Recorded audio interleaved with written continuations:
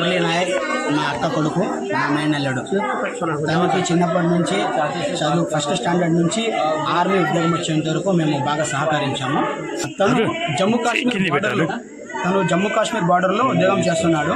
తనకు మొదటిగా ఉద్యోగం వచ్చినప్పుడు నాసిక్లో తను ట్రైనింగ్ తీసుకున్నాడు 6 months. నాసిక్లో ట్రైనింగ్ అయిన తర్వాత అస్సాంకి జాబ్ పోస్టింగ్ ఇచ్చారనమాట. అస్సాంలో 1 year జాబ్ చేశాడు. ఆ అస్సాంలో 1 year జాబ్ చేసిన తర్వాత మళ్ళా పంజాబ్కి ట్రాన్స్ఫర్ చేశారనమాట. పంజాబ్లో జాబ్ చేస్తూ మొన్న అంటే 2 days బ్యాక్ జమ్మూ కాశ్మీర్ బార్డర్కి అక్కడ వెళ్ళాలి అని తను మాకు ఫోన్ చేసి చెప్పాడు. నిన్న కూడా మాతో బాగానే మాట్లాడాడు.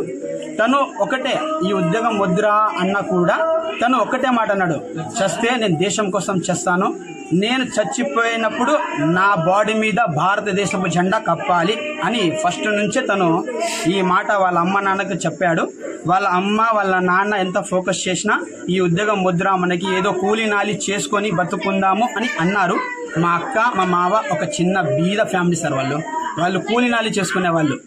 అలాంటి కొడుకు ఒక ఉద్యోగంలో వెళ్ళి వాళ్ళని బాగా చూసుకునే వాళ్ళు ఒక కొడుకు ఉద్యోగంలో ఉండి వాళ్ళను చూస్తూ సాక్కునేవాడు.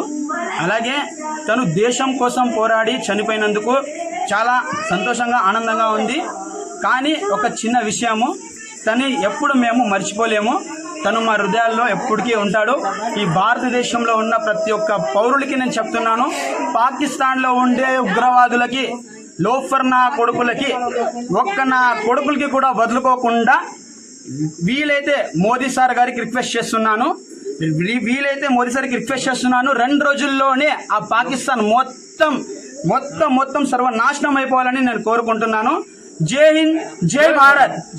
నాకుండే 2 కొడుకులకి కూడా ఆర్మీలోనే పంపిస్తాను. ఆ దేశం కోసమే పోరాడతాం, దేశంతోనే ఉంటాము. పాకిస్తాన్ నా కొడుకులకి తరిమి కొట్టాలి, నా కొడుకులకి సర్వనాశనం చేయాలి.